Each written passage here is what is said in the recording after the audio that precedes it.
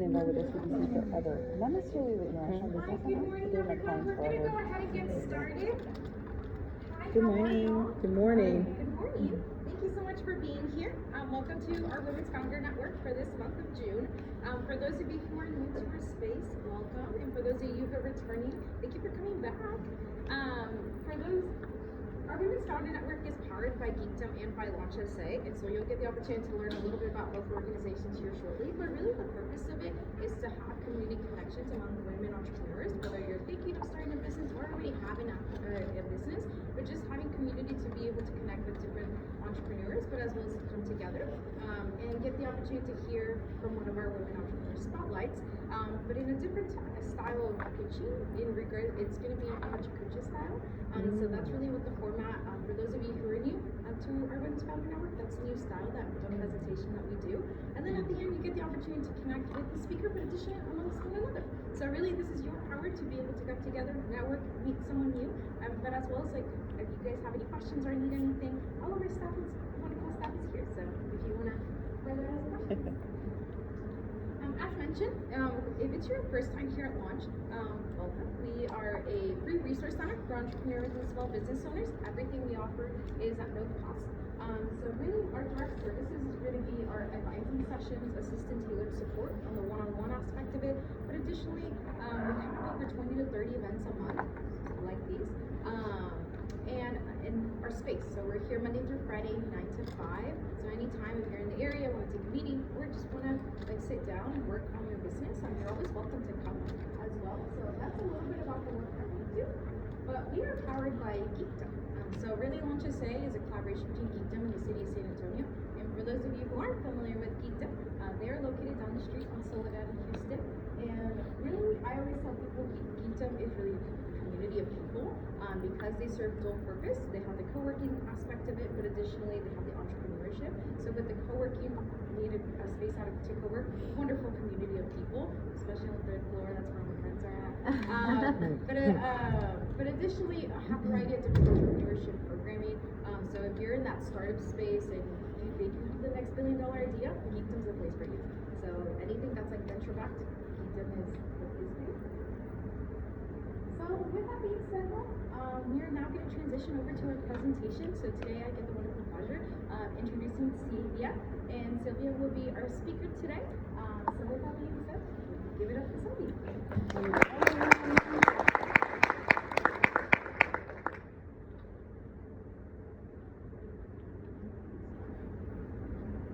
Well, the original presentation is supposed to run by itself every 20 seconds.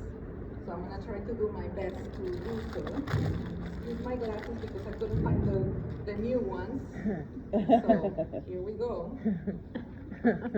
So the theme of my presentation is 5 Generations, One Dream, the evolution of entrepreneurship in my family. I think we get Q&A at the end. So exploring the entrepreneurial journey from my ancestors' resiliency, flexibility, and determination, and my own vision for the future. Where did I get my entrepreneurial mindset? My maternal great-grandmother and my great-grandfather ran a posada in my hometown in Mexico, where everyone from workers to soldiers to revolutionaries would lodge and eat. Let's see if I get this right. Yay. Yeah. My great-grandparents ran a candle wick factory and a nice popsicle shop in their hacienda-style home in Salamanca, Guanajuato, Mexico. After my great-grandfather passed, my great-grandmother continued running the business. When I found these invoices, my heart was so happy to see her name, because look at the year, 1969, 1970, as the one signing and releasing the invoices. My uncle Chava later joined her to help with the wheat business with labor, sales, and delivery. He was also an entrepreneur. He created a salsa inspired by chimichurri called Chava Churri that he bottled and sold at his restaurant, La Fogata, a carne asada spot where he served my great-grandmother's frijoles de la olla. My grandparents were also entrepreneurs. Actually, let me go back. Sorry. It was his idea to repurpose the wick machines to make handbag handles when lamps were obsolete. Because that's right, they went out of style. My grandfather worked for, my grandfather worked for the Mexican railroad system, and he will bring pedidos, orders of things that people will ask him to bring from La Frontera. Anything from Pampers, apples from Washington, bike parts, you name it. So my grandparents. My grandmother followed in her sister-in-law's and my grandfather's footsteps. She will also go to La Frontera to buy clothes and shoes, to showcase them at her house and sell them in payments. She would go out and collect every or 2 weeks. She was basically the credit card company, but I don't think she was making interest out of the payments. Fast forward to the early 1980s, my mother partnered with a friend and they opened a successful coffee shop in downtown Salamanca called Guy's Cafeteria. And no, it wasn't the English word guys. It was a combination of her business partners, Guadalupe, and her name, Sylvia. Coincidentally, my sister Guadalupe and I partnered up later, and it never occurred to us to name the business Guys. My mother started needing items to sell in her neighborhood. Later, she will become the queen of sales. She sold anything from weight loss programs, timeshares, clothes, shoes, and leather jackets to very large picture frames. Sometimes you start as an entrepreneur from scratch and then end up doing what you are most talented at. Flexibility is a virtue when it comes to founding a business. My mom did a lot of selling when we arrived in San Antonio in early 1990. Somewhere along the way, my sister Lupita started a cleaning company. When she moved from residential to post-construction, she asked me to join. That experience was equivalent to a bachelor's degree for her and a master's for me. We learned about pricing, estimating, labor laws, OSHA, etc. We navigated how to deal with builders, contractors, and most importantly, managing human capital. The latter was the most interesting and educational, and the first one the most challenging. Due to changes in management, our monthly pay structure changed. It left us scrambling for funds to cover payroll. Necessity prompted us to hone on what our ancestors had paved the way for. We started a catering company, Cocina Heritage. We didn't know how to acquire clients, so we came up with the idea of a monthly brunch where we offer 3 to 5 courses to showcase our food. We will ask patrons too for the review and to follow us on social media. In addition to adding them to our email list, this approach also brought income to keep our employees and to pay for the kitchen rental. Cocina Heritage added a small spot on Guadalupe Street to use as storage and to sell coffee and bites, which only lasted a few months because we were offered a spot to open Cocina Heritage, the restaurant. Opening the restaurant, 3 important lessons: review contracts, be aware of the community around the business, and inquire about future public works projects. Very important. When our lease was up, we looked for another kitchen only to find a Colache bakery. We researched the area and we ended up taking the space. We researched the area and there were no other Colache spots, so we decided to get a microloan, purchase the equipment, and lease the space. My sister learned how to make Colaches and later baked them from scratch with a very old eggless recipe. The bakery thrived within the community thanks to its collaborations and wholesale program. We deliver Colaches 2 to 3 times a week to several local coffee shops. Here you can only see 4 or 5, but there were like 9 or 10. While also catering events for private, nonprofit, and government organizations. That lease ended and the time to move again came upon us. After trying a space at a hospital cafeteria, and UHS, We were offered to move into our friend's coffee shop, where we continue baking for our whole set accounts, including hers. And then the pandemic hit. 3 months into the pandemic, I told our friend that we will launch online ordering and Saturday pickup. The approach was a total success, and then customers started asking for coffee, because what is a colache without coffee? Because of this, our friend added collages to her online menu and opened curbside pickup on weekends. We no longer have to promote ordering online, just her coffee shop. A year or two into the pandemic, coffee shops were closing, things were changing, and after analyzing our income and expenses, we decided to exit the business. Since we didn't have a long-term lease, it was pretty easy to just sell the equipment, pay debtors, close the last wholesale accounts, and the bank accounts. Throughout my entrepreneurial journey, I have continued to practice real estate for a total of 20 years as of today. My practice is based on relational marketing and public relations. About 99% of my clients have been referred by friends, past clients, colleagues, and family members. Additionally, I've mentored, coached, and connected fellow entrepreneurs, turning professional collaborations into lifelong friendships, many of them here, which I plan on continue doing. Lifting others up is truly one of my greatest passions in life. And where I'm going from here, what's next? Well, I'm almost done getting a public notary commission, and my goal is to work with title companies as a closer in addition to my real estate practice. I am also one of 12 authors in the process of publishing a book about resiliency in life and in business. And last but not least, I have recorded the first episode of an upcoming podcast which I've created as my own table to give voice to me and to that everyday hero, Shiro, to share their life story, to learn from each other's human experience. Thank you.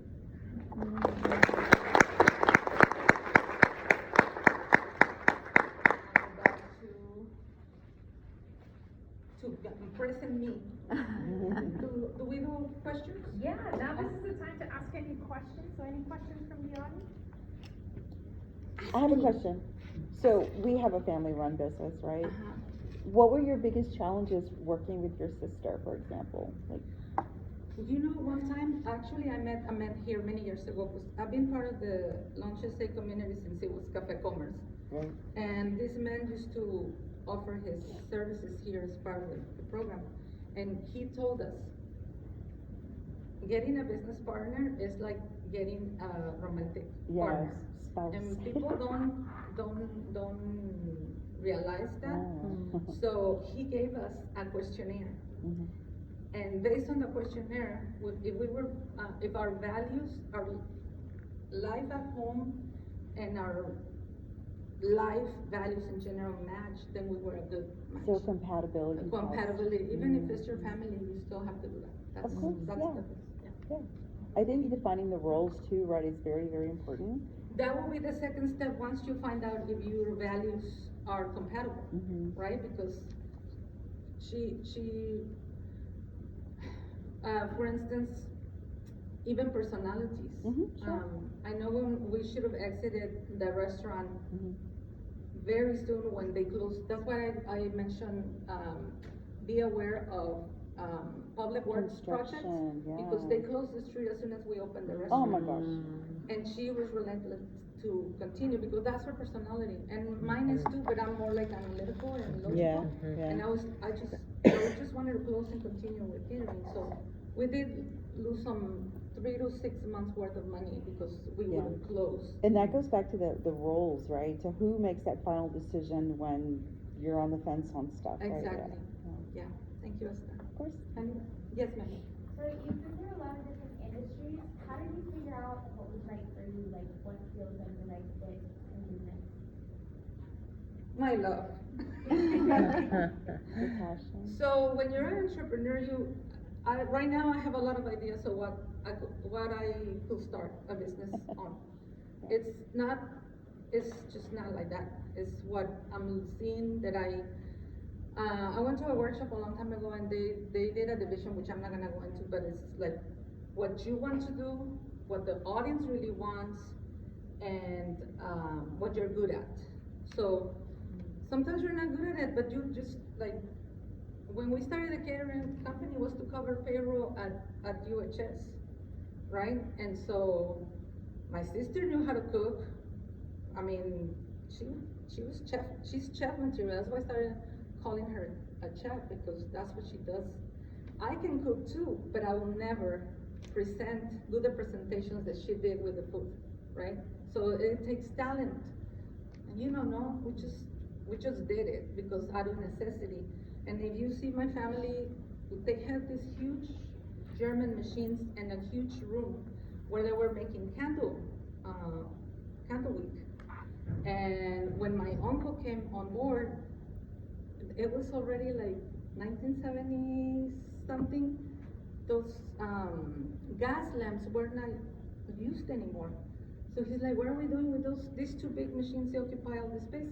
So he started making rolls of a thicker wick and started offering them to the companies that were making those bags, like cloth bags that you see now So everywhere. you reinvented So himself. you reinvent, you're flexible, you see what you can do with what you have.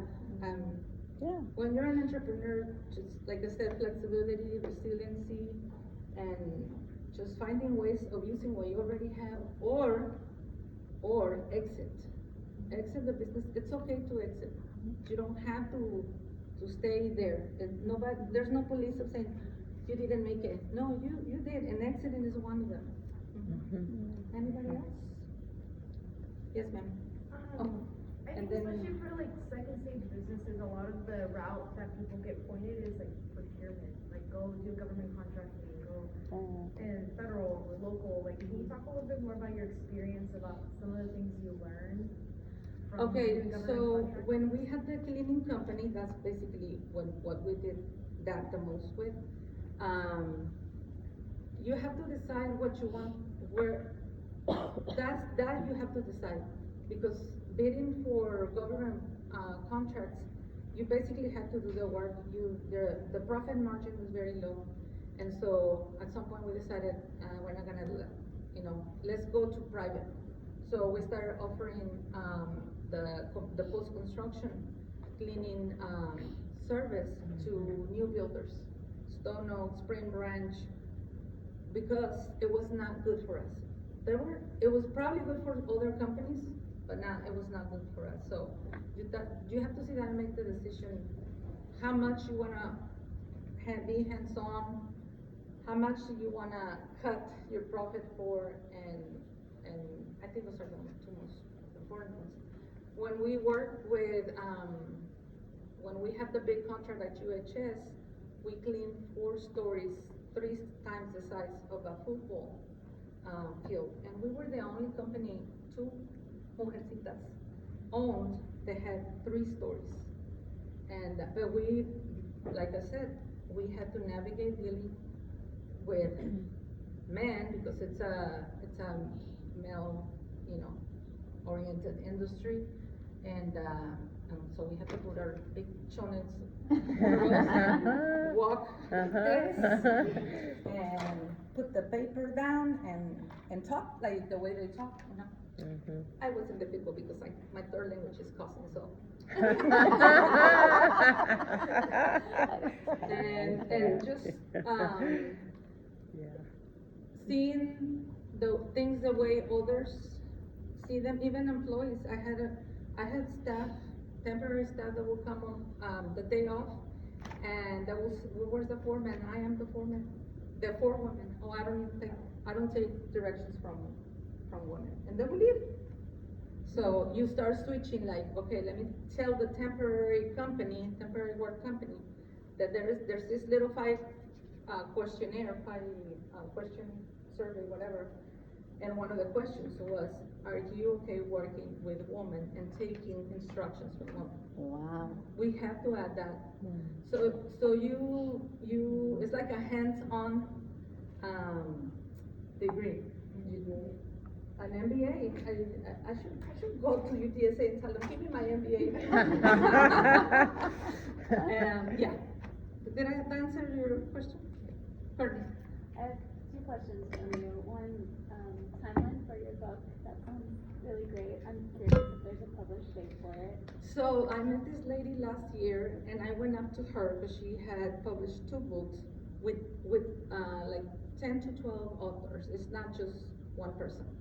And I'm like, you should teach how to write a book. And she said, well, she just looked at me, and then I said, and how to publish a book? Because I always wanted to write a book. And she's like, yeah, I'll keep you posted. We're still promoting our book number 2, blah, blah, blah. I even went to see them at the UNAM when they were here, because she's in Austin. And about 6 months ago, she reached out to me, and she's like, can we do a Zoom? And she's like, remember when you asked me, well, we're writing the 3rd and last book, and would you like to be part of it? And I'm like, hello. Yes. Of course. Because I went up to her asking, and she's like, the thing is that you're gonna be published, but you can also, after that, write your own book, and you're already gonna be part of the network. So, did I? Yes, yeah. And And- related to the resiliency of the book, how do you, when you pivot to new business opportunities, how do you have any advice for like pivoting in terms of like holding on to things? So like you have an emotional tie and you really like to do something.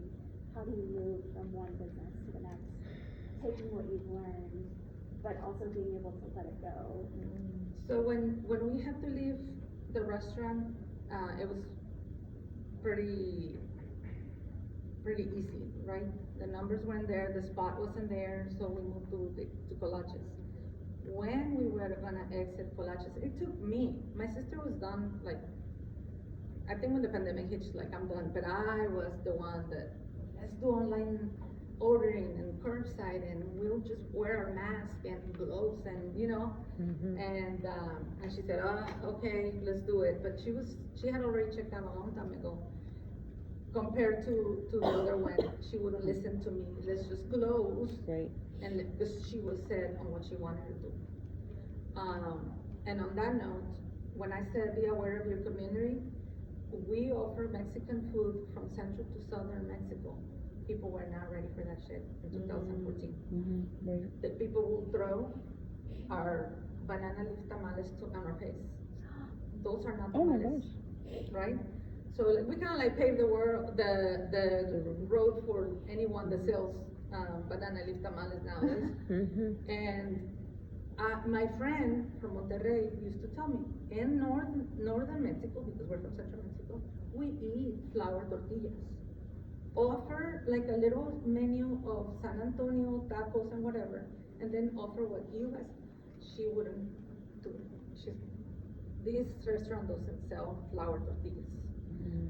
So you have to be flexible, because had we been flexible, maybe we would have not lost so much money. Yeah. Because we were gonna lose money no matter what because of the street. The main street was closed and people were not having it after a while. Like, I'll just come back when the streets are done. That was already too late. For Collages, it took me a year to let it go. But numbers always will tell you. That's what I tell people. Look at your piece of shit, also known as your point of sale, POS. It will tell you whether you should be closing or you should have closed like a long time ago. Because and it will tell you where are you making money from. Am I making money from my front store, or am I making money from wholesale or catering? When I told my sister, look, we're making money out of catering, we just need to close this joint and let employees go, and then ask the landlord to just rent us the kitchen and forget about the other side where the restaurant was operating. And she listened to me, and then it was her turn. I'm gonna get to your question eventually. I haven't forgotten about you. And then it was her turn, and she showed me the numbers, and she was like, sister, we're not making money. We're just barely breaking even because we're not open to the public. A lot of the wholesale accounts, they close themselves. Yeah. And I said, you know, you're right, I'm done. I have to concentrate on my real estate, business and just forget about it. And so we did. Did that answer your question? Good. Yes, so thank you for sharing your story. It's, Thank you. Very, You're welcome. enlightening. And, thank you for being very, very Blunt. open about it. Yeah, well, no, it's beautiful, it's wonderful, so I appreciate that. And I'm gonna piggyback up off of her question, and that was just how do you transition from one to the next business, or, realizing that you have to let it go. But on the approach of like, yes, you are, because I think as an entrepreneur, especially when you start off with something with passion, it's that psychological, ability to be able to release that you are so committed to the passion of being that and forgetting that you're an entrepreneur. And the essence of an entrepreneur is actually setting something up and with really the possibility of failing and then starting back up again, right? And so how did you and your sister kind of on that aspect kind of deal with that transition to transition? Well, the good thing about you guys being here is that you don't have to go through what we went and lose thousands and thousands of dollars. Basically, all the money we made with the cleaning company at UHS, we placed pretty much just, that's why I say we paid for a degree with all the money that we lost. But you don't have to do that because it's just like when you're gonna get married. I think everyone, not just the wealthy, mega wealthy, ultra wealthy, should do a Prenup. what is the prenup? Prenup. I think you should do a prenup with the business. What will it look like? For me, it will be, okay, we're doing this. And I know business plans are cliche, but business plans are just a drawing for you to follow. It's gonna change all the time because you can't foresee the future. And one of the items in your business plan should be exit plan.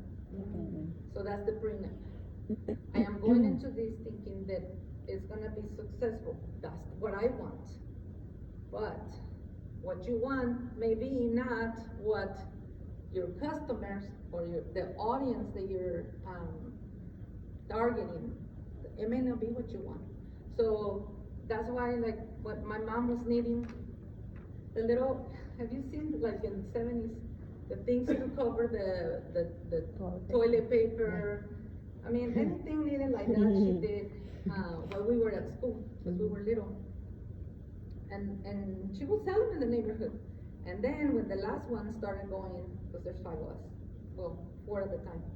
When the last one started going to school, she went and bought shoes and clothes, and then she brought it to the neighborhood, and it's called Estado de Mexico, which is like, I don't know, just think of Mexico City and then like Universal City, right? Okay. And she was selling in her neighborhood, just like what my grandmother had done. She will have everybody come to the house, look at the shoes. A lot of them were homemakers, so they were not going anywhere. And then she will go and collect payments as well, just like my grandmother did. Where was I going with this answer? That you become flexible, and then you start switching. I think also your talents start guiding you, you know. I didn't mention it here, but I was a teacher for 7 years, and I loved it. I loved teaching, educating. I didn't love dealing with the adults.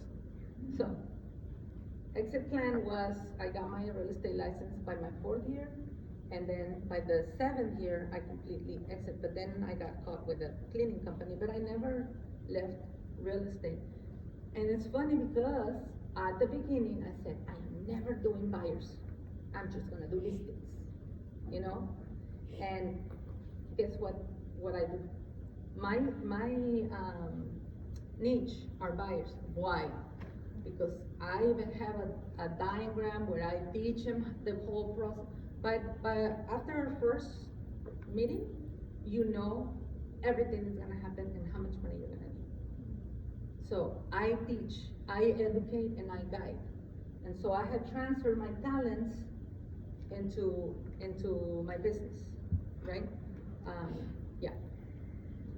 I think your talents and then necessity also guides you. So you have to be flexible. Yes, ma'am. My question is about your practices in the business, not necessarily passion or, discovering what to do next. So, in the nonprofit world, when I was going to school to be a director for a nonprofit, I learned about business plans and, you know, all the things that go on behind the scenes. And one of them was a SWOT, strengths, weaknesses, opportunities, and threats. And so what you're saying, like, I learned, oh, well, we do that all the time. Like, what's working, what's not, where do I need to go when the street closed, like, that's a threat to your business.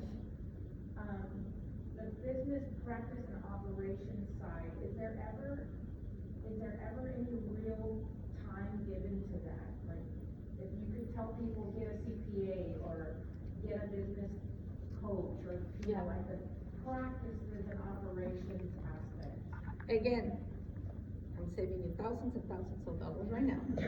Because, yes, we did that, but as things were happening. And even though we used to come here to get assistance, to guide us, it's like going to therapy. You really have to be consistent with your mentorships, with your coaches, and attending events like this, because who would think that your restaurant will go down if they barely open the street in front of you? I would have never known. Have I known the threats, I would have called the city and said, do you have any plans on doing any work, street work around here? And they would have told me, because it had already been scheduled months ago. They just didn't pop up and did it. So I will, on that note, and I'm very familiar with that, thanks to you, she's my friend. And I learned a lot from her too. And from all my entrepreneur friends, because have entrepreneurial friends, just don't talk, yeah, it's good. Okay, let me rephrase that. You don't have to talk about the business all the time when you have friends. But if they're entrepreneurs, once in a while, bring up the questions, right? Hey, I'm thinking of starting a podcast. What do you know about it? Do you know anyone that has done it? You know? And also, like, if I was to Rose, for instance, she would have told me, maybe when I was gonna start my business, and she already knew this, have you done a SWOT? No, I haven't. Which we did for Cocina. But we were already about to exit when we did it. That's actually the other thing that told me I have to exit. And we did it here with the person that had gave us the questionnaire to see if our values match. But when we came here, we were already like halfway. We didn't know. You know, like, have you seen those memes when she didn't know? We didn't know. We didn't know that we were about to close. So, or, you know. Did that answer your question? Yeah. Anybody else? I thought I saw somebody else. Raise their hand. Yeah? Awesome. Well, let's give Sylvia a round of applause. Thank you guys for spending this morning with us.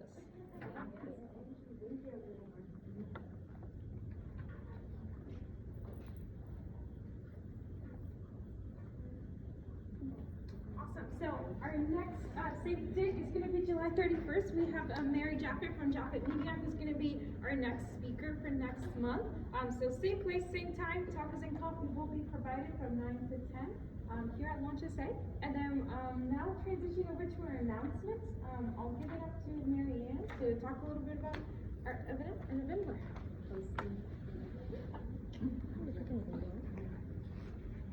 Good morning, everybody. My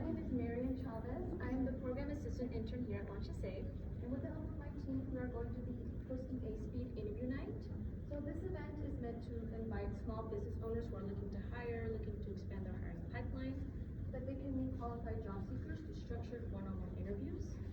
It'll be held here at Launch SA on July 23rd from 5:30 to 8:30 p.m. And if this is something that interests you, we have some flyers up at the front. And if you have any questions, please let us know. Thank you, Marian. And if you are wanting to get connected and join our Women's Founder Network directory, feel free to scan this QR code. And with that, it will allow you to be added to the directory. And yeah, so with that being